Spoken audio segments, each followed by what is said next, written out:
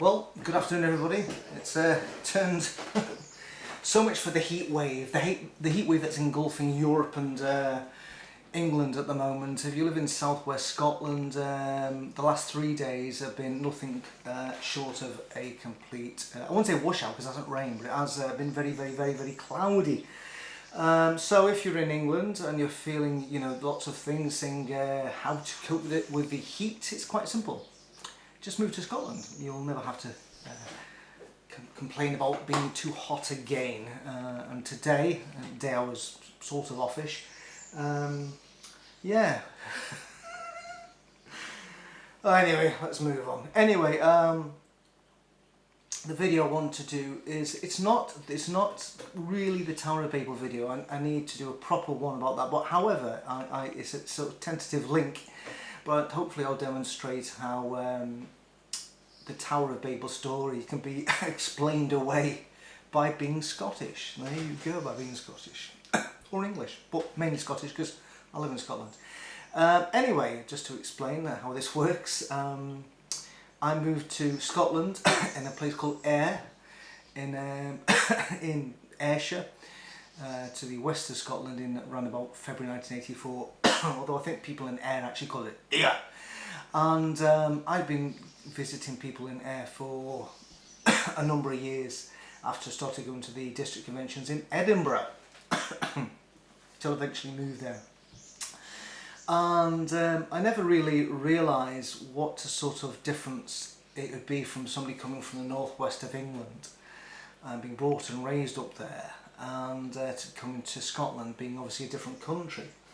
And there was a huge difference in a lot of ways. Scotland, unless you're an Outlander fan, it doesn't have its own language. There is language that's called Gaelic, but that's was never spoken in this part of Scotland. I don't think it was ever spoken in either Glasgow and Edinburgh or the Lothians, and it's only when you start getting up to, I think, really the Highlands and the Islands that they speak Gaelic. In fact, they're now making it, well, not compulsory, but they're teaching people on the Highlands and Islands to actually speak Gaelic again, and there is a TV programme called Alapa TV where they will speak Gaelic and you'll be able to understand it, and the majority of Scots people don't. However, in Wales, of course, which is just not far from where I was born in Chester, literally if you cross the River Dee, you're in a different country, and the majority of people in Wales that I know were brought up and taught how to speak Welsh. Welsh is a completely different language. Can't understand this at all. It's completely different to English and even to Gaelic. And it was, it didn't really bother me that much because obviously the majority of people in there spoke English, so I didn't really pay much attention to it. And so I didn't know what their phrases or words when they spoke in Welsh. Until I moved to Scotland, where of course everybody in Scotland has a Scots accent or dialect, if you like. And then I realised there were some fundamental differences in the way Scots approach phrases and words. I will go through some of these with you, just in case you meet a Scotsman or come to Scotland one day and go, what is this person on about? Anyway, shortly before I moved up, I was dropped off at Dino's house, who ended up being the drummer in Always the Way. And I ended up moving in with Dino in a guest house. We shared a room, not a bed, but we shared a room. And funny, the landlady didn't like me, a woman called Mrs. McIntyre. I think it's because I was English, to be honest with you, but hey ho, let's move on for that bit. And anyway, so I was dropped off to stay. You see, there's another thing that I've just thought of, that in Scotland, I was staying at Dino's house during the wee visit there before I moved up, but people in Scotland refer to where you live as where you stay. So people say to you, where'd you stay? And well, don't you mean where I live? I'm not staying anywhere. To people in England, as I was brought up, staying meant you're just staying for apparently a short time. Going on holiday. Where you staying? Where you staying when you're on holiday? Not where you're living, where you're staying. But apparently in Scotland, when somebody says where you stay, it actually means where you live. Bizarre. Anyway, getting back to getting dropped off at Dino's dad's house. And I said to Dino's father, who was called Mario, and I said to Mario, where's Dino? And he replied with, he's out getting the messages in. And I looked at him, trying to just understand what I just heard. He's out getting the messages in. Now, a message to me is that, way that before the days of texting, where you could phone somebody straight away or send them a text to remind them of something, you got a bit of paper and you wrote a message on it and you left it on a table. Like, run out of toilet paper, don't go in the toilet, you've been warned, that sort of thing. Or run out of milk, get some milk and some toilet paper. And that was messages. But this concept that he was going out to get the messages in was like, what's he doing? Is he going around to all the people's houses and saying, have you got any messages for anybody? I'm collecting them. Yeah, I've got a message for number 3. Oh, what's the message? Tell him he's a complete arsehole. Okay. It was bizarre. And I don't know whether Mario looked at my face and realised my brain had just exploded, or whether I then said, sorry Mario, have you gone mad? What are you talking about? And then of course he explained that Dino was actually out at the shops. He was bringing home some shopping. Normally, where I come from, if somebody says, oh, where's Dino? You say, he's at the shops. He's at the shops. That's 4 words. Or, where's Dino? Shopping. That's 1 word. But to actually say, he's out to get the messages in was just bemused me, because you get a lot of places try to sort of shorten phrases and words because they're too lazy to say it, but just to restructure a whole line. Messages. How does messages somehow... What's that got to do with shopping? Never understood that one. Blew me mind. And the other one, which is all over Scotland, but it's this particular phrase is not used in Glasgow, bizarrely enough. I do know because I spent many years living there. But you'll find it in Dumfries and Ayrshire, the Borders, Lothians. Probably as you go up to higher in Scotland, although I haven't spent a lot of time up there, to be honest with you. But it is this phrase, you can. You can. And it took a little while for me to understand that when I was speaking to people, that you're in a conversation with them and they'd end the conversation with you can. And then I realised I'm sort of waiting. What? You know, I'm waiting for how am I supposed to reply to that? You ken what I mean, Ken? I'm thinking, but my name's not Ken. Why are you calling me Ken? So, it's you ken what I mean, Ken. Ken means know, as in K-N-O-W. So they're actually saying, you ken what I mean, you know what I mean. But to then put Ken on the end of it was a bit odd, because normally when you say to somebody, you're trying to enforce a point, you'll say their name at the end, so you'll say, you know what I mean, Terry. And you make it personal so that, me listening would go, oh yeah, I do know what you mean. Oh, I don't know what you mean. But to say you ken what I mean, Ken, and your name's not Ken, it would mean just saying you know what I mean, no. And all of a sudden it's not the N-O, it's still K-N-O-W. You know what I mean, you ken what I mean, Ken. You know what I mean, no. And normally you'd say to somebody, do you know what I mean? And then you look at their face, and then if they don't understand, you go no. Or you know what I mean, and if they understand it, you go yes. You know what I mean? Yeah. But you ken what I mean, Ken. It just doesn't make any sense. And if your name's Ken, right, you'll end up saying to somebody, you ken what I mean, Ken. Ken. Very confusing. Like I said, it's not a word that I hear it a lot down here. Never heard it in Glasgow. It was a Ken-free zone, unless your name was Ken, of course. One of the strangest things that I heard was the inventing of a brand new letter. Now, normally letters go like abacus, carry on, or capitals A, B, C, D, E.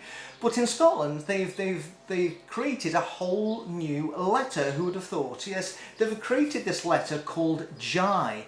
Now, it sort of goes A, B, C, D, E, F, G, H, I, J, K. I don't know whether they've created it because it rhymes with J, or whether it's a combo of J and I, J. It makes no sense at all. But they've turned the J or the J into Jai. And I can't think of any words that when you stick Jai in front of it, that all of a sudden you say the letter, the pronunciation of the letter within the word. For instance, if you say James, you're going J, James. And if you're saying J, you're saying jump. You could say giant, but of course that's a G, not a J or a J. Now I can't think of any words that start with J. And of course it gets confusing when Scottish people ring up Indian call centres and or even English call centres, and they say, yeah, can I have your name please? And they say, yes, it's Jai Scott. And of course the person then is going, what's a Jai? It says, is that Jai for Gary? No, it's Jai for jam. Confusing. And the famous electronic make, JVC, in Scotland, they call it JVC. So bizarre. When I was living in this guest house with Dino, separate beds, and our landlady hated me. Although funny enough, I was recording a song and I captured the moment she came in as I was singing this song to complain about the noise. Maybe she didn't like me because of the noise. But it was me and Dino there. And you can hear her coming in at one of our songs going, tell me something you know.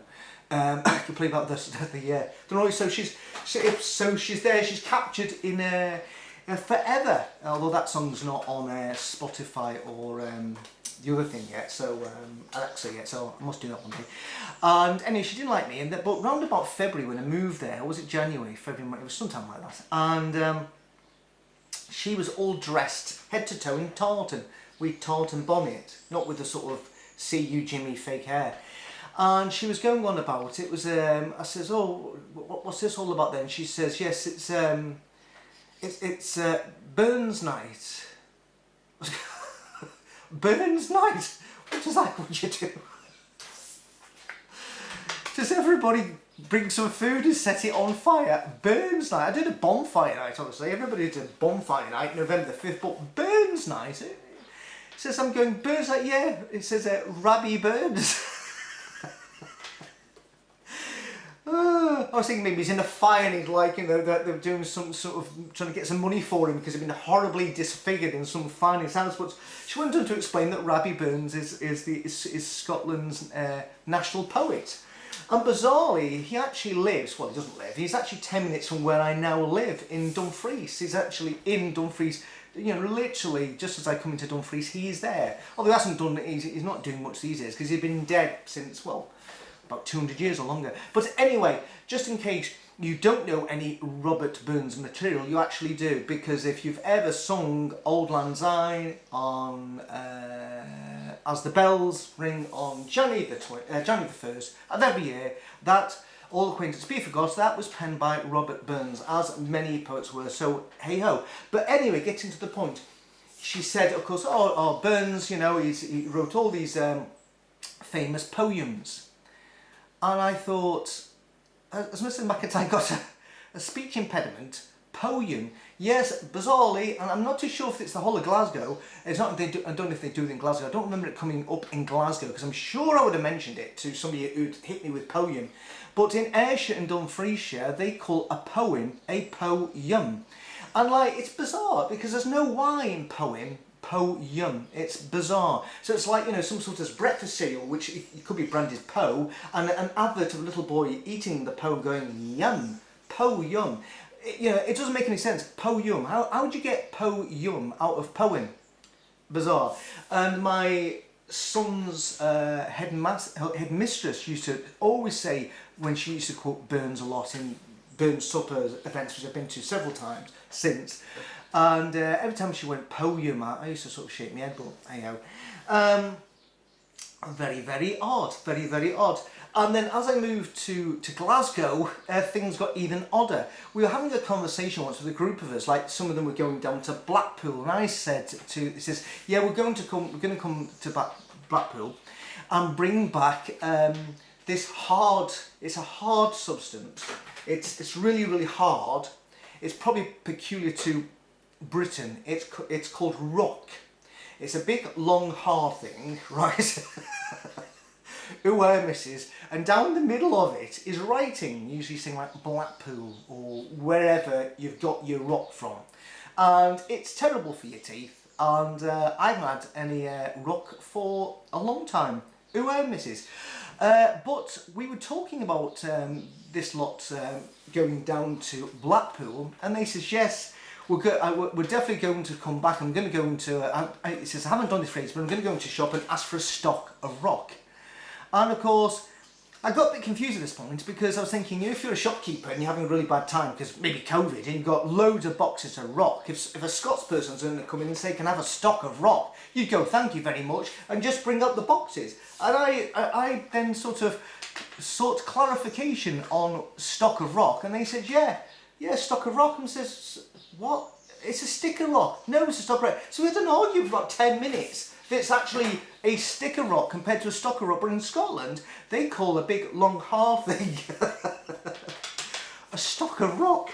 And to take things even further, if you to come to Scotland and you you're expecting a English breakfast, you can forget it, because in Scotland when you get a cooked breakfast there will be items on that plate you've never seen before. Now in my mind, a sausage a sausage is a sort of longish thing which is quite floppy and once you put it in the grill or a frying pan, it goes very hard.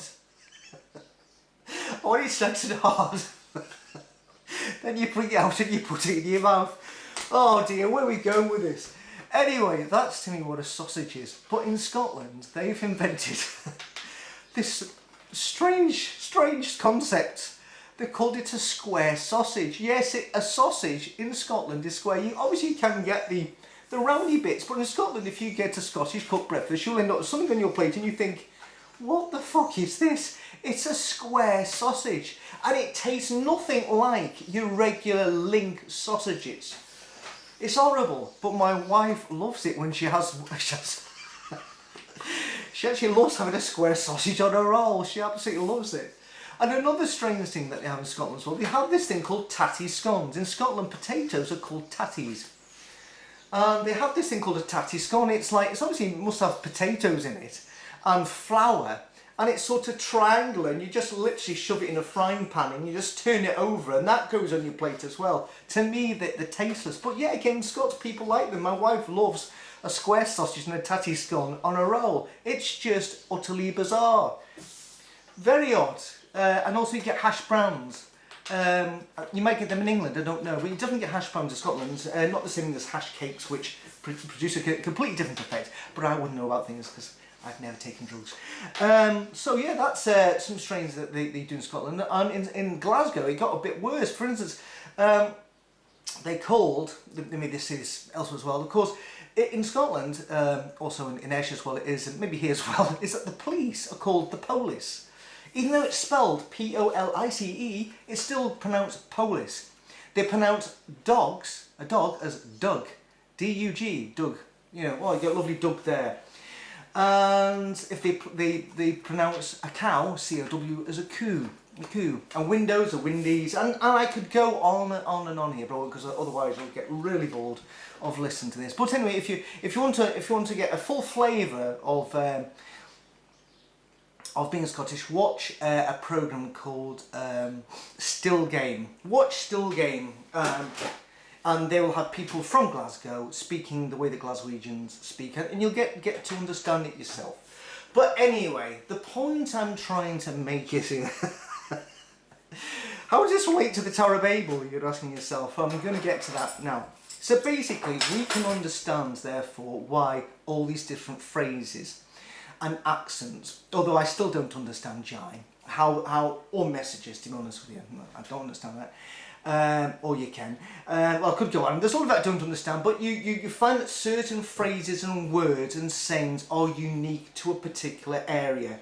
And Britain, Great Britain, you know, is for being a small British Isles, for having, like, including Ireland and Northern Ireland and Wales and Scotland and England, even within all those countries, the accent is can change within feet. Just not far from where I live is the border between Scotland and England. You will cross over from Gretna Green into England, and the accent changes like that because all the people that side go to different schools and can speak completely different. And it's the same that if you go on a train from Manchester to Merseyside, all of a sudden the doors will open up, I think, called a place called Ormskirk, and the people go on there, all of a sudden go, all right there, great. And all of a sudden you realise you're heading into Merseyside now, where the accent changes, the same as I've said in Chester and Wales. But this has happened because you get people who stick to a particular area, and even if they're only born into the area, they just go to the school and they start to speak like everybody else and pick up everybody else's phrases. I myself do not have a Scottish accent, but I've listened to an old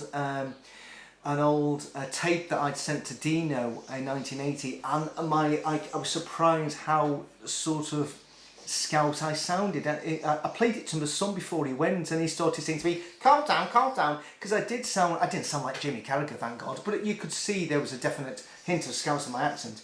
And as it's developed, it's gone, thank God, because well, maybe it's a bad thing, I don't know, but anyway, I don't have, so that's why people recognise I'm from the northwest, but it doesn't sound too Scouty, thank God. But I do say Scottish phrases. I'll always refer to children as weans. If it's something small, it's toty. I think toty is smaller than wee. Wee's also small, but if you're smaller than wee, you're toty. And I always say canny, which means a canny mind. Which means I cannot remember. But in Scotland, you say canny mind. There's a few things I do say because I've been here for so long. Like you're talking pure pish. That's, in other words, that means you're talking nonsense. But in Scotland, you go for a pish. You don't go for a piss. I don't know why there's an H there, but hey ho. But this is just because of, certain people growing up in certain areas. And bizarrely, just to explain something a bit further, if you ever go to Canada, and we went to Canada for about 3 weeks, and we flew into Toronto. We started off Toronto. We thought, oh, Toronto, Montreal, Quebec, they're all down near each other. Well, on my big world map, they look near each other, but actually there's only about 5 hours driving in between each one of them. Canada's a huge place. And you start off in Toronto, and all the road signs are English. As you start to head towards Montreal, all of a sudden you start getting French words under the English words. As you get into Montreal, all of a sudden the dominant word on the side is now the French word and the English is underneath. And as you start heading east to Quebec, all of a sudden there's no English at all and it's completely French. And if you ever go to Quebec, they all speak, even in Montreal they speak French. I went to see Montreal Impact playing football a few times, and all the announcements are made in French first and then English. Bizarre. But going to Quebec, they speak French there, although they can speak as English as well. But if you try to speak, all the menus are in French. You could be in France. The thing is, though, this is an interesting point, is they speak a particular type of French that the French used to speak 250 years ago. Somehow they've sort of been stuck in a time warp, and their phrasing and words and so forth hasn't developed. And so they speak, either French people go over there will not understand some of the things that the French Canadians say because it's been it just hasn't grown. And this shows, but we can understand that because we are now more educated and knowledgeable. We can understand where the influence in Britain comes from. You can see how certain words come from the Scandinavians, from the Norsemen, from the French Normans, from the Anglo-Saxons, from the Irish coming into this country. You can see how languages and phrases develop. However, if you're living in Bible times and you're surrounded by people who speak different languages, there can only be one answer, and that answer has to be that somehow, not having the understanding that we now have, that the only answer could be is that it must have been God. God must have at some point confused the languages and made people speak different languages. It's got to be God. There has to be some sort of higher supernatural event which somehow changed these people, that as people travelled and met different people travelled and went into different lands, and realised, my goodness, they're speaking completely different languages. If you're in Bible's times, You know, you're not going to think, oh, that's obvious why that's happened, the same as the French Canadian and the Scottish and the Welsh and the English, therefore you're going to think, oh no, there has to be some supernatural explanation why people speak different languages. So therefore we have, of course, the intriguing tale of the building of the Tower of Babel. And I was only just thinking about this the other day, about this whole changing the languages, that maybe at some point upon everybody spoke the same language. Heaven knows what it was. And then all of a sudden they started to build, these bunch of guys started to build. I'm going to do another video in the timeline because the timeline doesn't work out. I don't think there are enough people to build the Tower of Babel. And also the whole thing about trying to get close to God and blah blah blah. It's, you know, it doesn't make sense. But we'll just stick to where we are so far. But I think it's the only recorded instance of these people who I don't think could have been worshipped as Jehovah, because I think they're obviously in opposition to Jehovah. There's a large group of people in opposition to Jehovah God in the Bible were not put to death. Bizarrely, every other instance, even if they were God's people and they did something he didn't like, he put them to death in their thousands. Remember what happened with the golden calf, for instance. Remember what happened when the spies came back from the promised land, put to death thousands of people. You know, the easiest thing to do at that point was to confuse them so they couldn't hear the rumours coming from the promised land by confusing the languages. That would have been a better solution. But no, God's solution at that time was to kill thousands of people. When they were started to build the golden calf, confuse them so nobody knows how to build a golden calf and worship it, because nobody can understand, you know, what they're doing. Why didn't he do that? But these were his chosen people. Yet bizarrely, he's a group of people in opposition to God, and he thinks the easiest way to put down construction work is to confuse the languages so nobody can understand what they said. How bizarre. That's sort of an act of a loving and merciful God who would rather preserve life but wants to stop something happening which he doesn't agree with. But obviously during the flood and all the examples I mentioned, all of a sudden that sort of nice, loving and merciful God went out the window, and of course he went to his usual default mode, which is just kill a lot of people in a very short time. However, these people, Tower of Babel builders, it became easier to just somehow, for all these people, it must have been thousands of people, to just create different languages between them. How hard that, you know, imagine if you had to create French and Spanish and Portuguese and English and German and Austrian, so all these people come to understand each other, and Turkish. How difficult must that have been to stop the building work? Surely it was the easiest thing to just put these people to death. Get your head around that one for a second, and let's think what happened afterwards. So all these guys, all of a sudden, they're building this tower, and all of a sudden they're speaking to the mate, or they wake up the next day and realise that, this guy's talking to him. He thinks he's gone mad. He goes out of his tent and finds out everybody else is outside the tent, not understanding each other. So when they actually started to speak, did they understand what they were saying? So when they were actually talking, say, my God, what's going on here? Did they understand the words? All of a sudden they were speaking English and then started speaking French. Did they understand what they were saying? Or did they all of a sudden, was their brain wired differently? So all of a sudden they started speaking in French and understood French. Get your head around that one. It's bizarre. So next thing is I'm just writing the scenario here, because you see, this apparently explained what happened. That somehow all these group of people all of a sudden realised they spoke French, Turkish, Croatian, English, American, only joking, and all of a sudden they banded together in groups. So how did that happen? We've got thousands of people are outside the tents, right? All of a sudden nobody's understanding each other. And then, what did one get? You'd have to think of some word that somebody would understand. So you can just imagine some guy shouting, potato, potato. Obviously there's no potatoes in that time because they were brought home by Sir Walter Raleigh. So just bear with me. Let's pretend the word potatoes in the Middle East. Potato, potato. And of course, in the distance, you can hear another guy going, potato, potato. And next thing is two guys separated by maybe hundreds of people going, potato, potato, because they're trying to speak to them, but of course there's too much noise, but they're hearing potato. And a third person goes, potato, potato. So he understands potato as well. There's three people who can speak English. A fourth person, potato. And next thing is all of a sudden all these people gather together who all can understand the word potato and understand each other. And this is going on as French people are shouting out French words. You know, whatever they're shouting, heaven knows, and Spanish people, it's like, tapas, tapas, tapas, tapas. And this is just going on. And bizarrely, this group of people, like the potato people got together, and the tapas people got together, and and they decided, instead of just staying there, to then go and travel. Bizarre. All of a sudden, you've got a smaller group of people, and you decide, I tell you what, I don't really like those tapas people over there, even though we're all from the same bit, they speak a different language. Let's go and travel thousands of miles, us potatoes, and go to a place called England.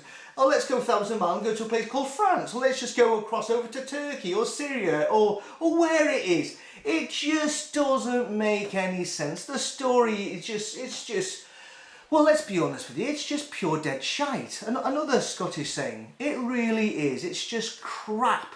But this is the point, and this is the point I've said several times before. Here we go again. Jesus Christ, no doubt, believed in the Tower of Babel because he was brought up believing all the biblical stories. And the guys who wrote about Jesus, and we only find out about Jesus in the Bible. We can't read another book like other writers who wrote about this bloke called Jesus from Nazareth. It is only in the Bible. And even some bits in the Bible that we're led to believe were complete add-ons. So there's certain verses, as we know in the Bible, we think were written afterwards, like the story about the prostitutes, and that story, they were add-ons, so they're even adding on stories as the Jesus story was getting compiled. Heaven knows how long later. Yeah, it's only in the Bible we find out Jesus. And of course, to sort of complete the narrative of, well, Jesus referenced the Hebrew scriptures and said he fulfilled so many prophecies. So you had to then say, when Jesus was speaking, that he believed in Noah and the ark, he believed in the Tower of Babel, he believed in Adam and Eve, he believed in all these things, because then he could say, I'm the first Adam, or I fulfilled this, just like the days of Noah, blah, blah, blah, blah. And the people who sort of concocted the story of Jesus put that in so that the narrative fit, and so you had an end, a start, and an end. The problem is, that was fine in those days, but now, of course, we're a little bit more educated and we can understand where languages come from. So the Tower of Babel story goes out the window. We can understand that the flood never really happened, that it's complete, a lot of shite. And we know that Adam, people have been on this earth longer than Adam and Eve arrived. We know that the human race have been here for a hell of a long time, thousands and thousands and thousands of years. So we know it is pure pish.